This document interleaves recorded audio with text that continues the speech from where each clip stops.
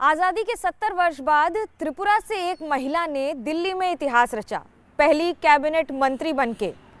और ये बड़ा इतिहास इसलिए क्योंकि प्रतिमा भौमिक ने जहाँ से अपनी ज़िंदगी शुरू की थी वहाँ से आज तक का सफ़र उतना ही दिलचस्प, उतना ही कठिन, लेकिन उतना ही अभूतपूर्व रहा है। हमारे साथ हैं प्रतिमा भौमिक जी, केंद्रीय राज्य मंत्री। क्या है अनुभूति त्रिपुरा से दिल्ली तक के सफ़र की दीदी? नमस्कार। हम बंगाली हैं, हम सुप्रभात बोलते हैं, सुबह सकाल सबाई के। त्रिपुरा नॉर्थ ईस्ट का सबसे छोटा एक स्टेट है भारत का, जो नॉर्थ ईस्ट में बसते हैं। 2018 से पहले त्रिपुरा कहाँ है वही रेस्ट ऑफ इंडिया का लोगों को पता ही नहीं, भारत का लोगों को पता ही नहीं था।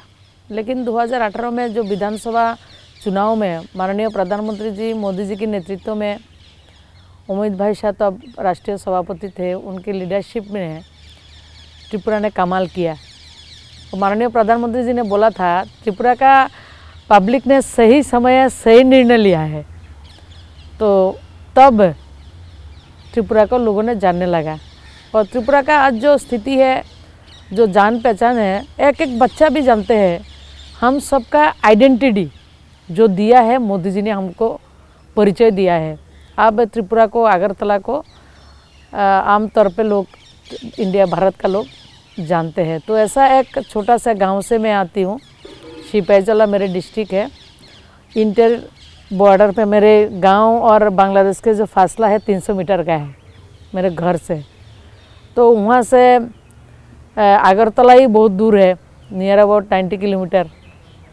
हम लोगों को तो पहले मोदी जी की दिल्ली में सरकार आने से पहले अगरतला आने से 3 घंटा लगते थे, अभी 1 घंटा 20 मिनट।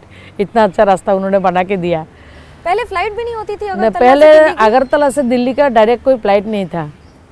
मैं जब एमपी चुना तब मैंने देखा त्रिपुरा में एमपी को कोई नहीं जानते थे। एमपी कौन है वो इलेक्शन के टाइम में भी नहीं, वोट देना है देते हैं, पार्टी के हिसाब से वोट देना है। और त्रिपुरा का एक सिस्टम है, जो पार्टी रहता है उसका ही सरकार में जो है उसको ही एमपी चुनते हैं। तो मैंने सबके साथ एक ही बात बोला, मोदी जी को वोट डालिए, ओनली मोदी जी को वोट डालिए, किसी को इधर उधर नहीं देखना, मोदी जी को वोट डालिए। और उसके बाद मोदी जी की सैनिक की तौर पे उनका जो मार्गदर्शन है इसी से, और आप लोगों को साथ हर समय रहने का कोशिश करूँगी, और एमपी को विजिबिलिटी रहेगा आपका। तो वो बात मैंने बोला था। बोलने के बाद जब फर्स्ट टाइम ओथ लेने के लिए दिल्ली आ रही थी एमपी का जो हमारे अधिवेशन में अटेंड करने के लिए, तब तो हमारे पत्रकार बंधु ने मुझे पूछा, आपने तो बोला आपको विजिबिलिटी दिखेंगे, आपको काम करना है पब्लिक के लिए, आप क्या करेंगे? मैंने मोदी जी के नेतृत्व वाली जो कंस्ट्रक्शन हो, इंफ्रास्ट्रक्चर हो, लोगों का रोज़गार हो, महिला का लाइवलीहुड के लिए हम उसको करेंगे। और टूरिज़्म हमारी सबसे बड़ा अपॉर्चुनिटी है। माता त्रिपुरा सुंदरी की पावन भूमि से मैं आती हूँ, राजा महाराजा का एक स्टेट है वो, तो उसको करना है। तो बोले एक चीज़ बोलिए, आप पहला क्या करेंगे? मैंने बोला फ़्लाइट से बैठ के दिल्ली जाऊँगी, फ़्लाइट लेके आना है मोदी जी से। तो मैं मोदी जी का आभार प्रकट करती हूँ, जो मैं अधिवेशन में, फर्स्ट अधिवेशन में रहते रहते त्रिपुरा के लिए डायरेक्ट फ्लाइट दे दिया। ये बड़ी बात है। फर्स्ट टाइम त्रिपुरा के डायरेक्ट फ्लाइट दिल्ली से जब हम जाते थे, सुबह 3 बजे से, जो सुबह 3 बजे उठना है, 5 बजे फ्लाइट है। रात का नींद किसी ने ले नहीं सकते ऐसे, और सुबह 5 बजे जाना है और 10:30 बजे पहुँचना है। मतलब 3 बजे से प्रिपरेशन है, सुबह 3 बजे से आपको प्रिपरेशन करना है, और अगले दिन आपको 10:30 बजे अगरतला पहुंचना है।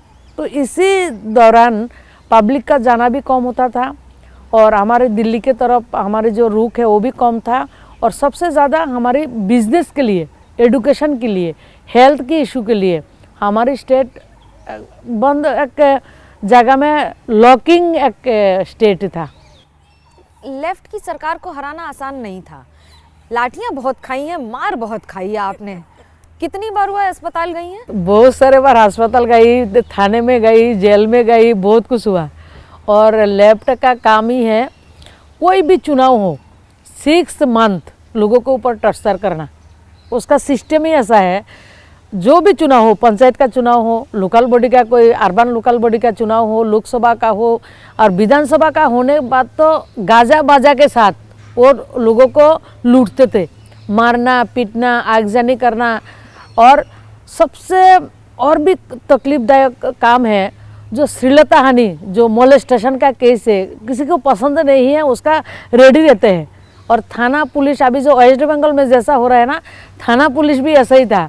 वो पार्टी के ऑफिस से जो निर्णय आते थे वही निर्णय है, लेकिन पब्लिक के सहूलियत के लिए, जो पब्लिक के जस्टिस के लिए कुछ करना वो मुश्किल था स्टेट में। बंगाल में तो अब टीएमसी की सरकार है, लेफ्ट तो चली गई है। देखिए लेफ्ट जहाँ में समाप्त हुआ बंगाल में, हमारे साथ वेस्ट बंगाल में एक सिमिलरिटी है। वेस्ट बंगाल में भी लेफ्ट रहे और त्रिपुरा में कि लेफ्ट। और भी एक चीज़ बताऊं जो पूरा भारत का देश के लोगों को पता नहीं है, हमारे त्रिपुरा में जब सरकार लेफ्ट का रही तो लेफ्ट का लोग, हमारे स्टेट के लोग दिल्ली को राजधानी नहीं मानते थे। राजधानी तो कोलकाता है, मतलब हम भाषण में भी बोलते हैं हमारा स्टेट का राजधानी कोलकाता है, माने भारत का राजधानी कोलकाता है और स्टेट का राजधानी तो उसका पार्टी ऑफिस है उसका। मैं भाषण में बहुत बोला था उस चीज़ को। तो कोलकाता में जो होता था उसको ही उन लोगों ने मार्गदर्शन से वो चलते थे। अभी जैसा पूरा कंट्री नहीं है, पूरा विश्व हमारा माननीय प्रधानमंत्री जी को जो वसुधैव कुटुंबकम सबको साथ लेना, कोविड के टाइम में क्या किया, सब कुछ सब पूरा दुनिया देखा है। अभी दुनिया उनका मुरीद है। अभी मैं बाहर जो लोग जाते हैं, लोगों को जो लोग को पूछना नहीं पड़ता, लोग खुद बोलते हैं। अभी हम भारत के नाम से कम जाना जाता है, हम मोदी जी से कंट्री से आए हैं उसको जानते हैं। तो इसी हिसाब से लेफ्ट और वेस्ट बंगाल के साथ हमारा इसी है। वेस्ट बंगाल में लेफ्ट जहाँ से समाप्त किया है ममता बनर्जी का सरकार, उसी जो विनाश किया वहाँ से खड़ा होकर और भी विनाश के ओर कंट्री को, उनका स्टेट को लेके जा रहे हैं। वो अच्छा नहीं किया उन्होंने, और भी वहाँ से गलत चीज़ को एडॉप्ट करके और भी गलत कैसे कर सकते वो कर रहे हैं। माननीय प्रधानमंत्री जी ने विकसित भारत का संकल्प लेके निकला है, 2047 के भारत को विकसित बनाना है। और ममता बनर्जी क्या है, विनाश की ओर लेके जाना है। लेकिन ममता बनर्जी कहती हैं कि वो एकमात्र महिला मुख्यमंत्री हैं। बीजेपी में तो महिलाओं को मुख्यमंत्री तक नहीं बनाया गया है इतने सालों में। अरे बीजेपी में मुख्यमंत्री नहीं बनाया क्या, वसुंधरा राजे मुख्यमंत्री रहे, दिया कुमारी अभी उप मुख्यमंत्री है, और हमारे 11 मंत्री अभी महिला मंत्री हमारे कैबिनेट में, माननीय प्रधानमंत्री जी के कैबिनेट में है। देखिए हमारी पार्टी में 33% रिजर्वेशन पार्टी संगठन में है, पदाधिकारी में हो, मेंबर में हो, जो भी मोर्चा कमेटी में है, सब में हमारा 33% पार्टी में 2007 में ही किया है। राजनाथ सिंह जी तब प्रेसिडेंट रहे। और अभी देखिए मातृत्व बंधन योजना हो, माननीय प्रधानमंत्री जी ने जनधन अकाउंट से शुरू किया, तब किसी को पता नहीं था क्या होने वाला है। जनधन अकाउंट से शुरू किया, सबसे ज़्यादा महिला का संख्या है। आयुष्मान भारत हो, उज्ज्वला का गैस हो, स्वच्छ भारत का शौचालय हो, मातृत्व बंधन योजना जो 5,000-6,000 रुपया बच्चे के जन्म से पहले, एक बच्ची जो जन्म लेते हैं उससे पहले घर का लोगों को चिंता करना था, उसको कैसे देखना है, देख रेख करना है, देश का प्रधानमंत्री चिंता करते हैं। जैसे अभी असम में हेमंत बिस्वा शर्मा की अगुवाई में कई नए नए कानून आ रहे हैं, जिसमें मल्टीपल शादियों पे, पॉलीगमी पे रोक है, या फिर हिंदू मैरिज, बहुत सारी चीज़ें ऐसी ला रहे हैं। आपको लगता है धर्म के आधार पर ही पूर्वोत्तर में भी काम हो रहा है? नहीं, धर्म के आधार नहीं है, डेवलपमेंट करना है। और पूर्वोत्तर में जो माइनॉरिटी है, दूसरे जगह को मेरे को इतना जानकारी नहीं है, पूर्वोत्तर में माइनॉरिटी के लिए हो, हमारा जनजाति है, सबसे ज़्यादा है जनजाति है, माइनॉरिटी, उसका डेवलपमेंट किसी ने नहीं किया। हमारी भारतीय जनता पार्टी है, डोनर मिनिस्ट्री किया है, उसके अलावा माइनॉरिटी मिनिस्ट्री तैयार किया है। अभी जो नॉर्थ ईस्ट के लिए अलग से PM डिवाइन, जो सब कुछ माननीय प्रधानमंत्री जी कर रहे हैं। और हमारे जो असम का मुख्यमंत्री है, और उनका भी बहुत प्रभाव हमारे स्टेट में भी है, उनको बहुत सारे लोग, सब लोग भरोसा करते हैं, और उन्होंने जो बोलते हैं वो करते हैं। और अभी तो वहाँ को उनको नॉर्थ ईस्ट का जोगी हम लोग मानते हैं, नॉर्थ ईस्ट का जोगी जी, ऐसे मतलब जो बोलते हैं, जो ठानते हैं वो करते हैं, और उसको दल के ऊपर, मौत के ऊपर और धर्म के ऊपर जाके हमारे नॉर्थ ईस्ट के लिए, उनका आसाम के लिए, हमारे देश के लिए जो अच्छा है, हमारे पब्लिक के लिए, हमारा जनता के लिए जो अच्छा है वो करते हैं। माननीय प्रधानमंत्री जी क्या करते हैं, जो देश के लिए अच्छा है, हमारे लिए अच्छा है, वो सब करते हैं। ऐसा उन्होंने भी ऐसा ही करते हैं। ये इस बात में कितनी सच्चाई है कि आप पार्टी ऑफिस में कुछ वर्षों पहले तक झाड़ू लगाती थी? देखिए, पहले तो 2000 साल में, 3 में, 4 में, उसी में टाइम में पहले तो हमारा पार्टी ऑफिस नहीं था। तो पार्टी ऑफिस जब किराए पे कोई नहीं देता था, हम लोग किराए में लेते थे, तो सीपीएम पार्टी ऑफिस से बोलते थे, उसको भाग जाते थे।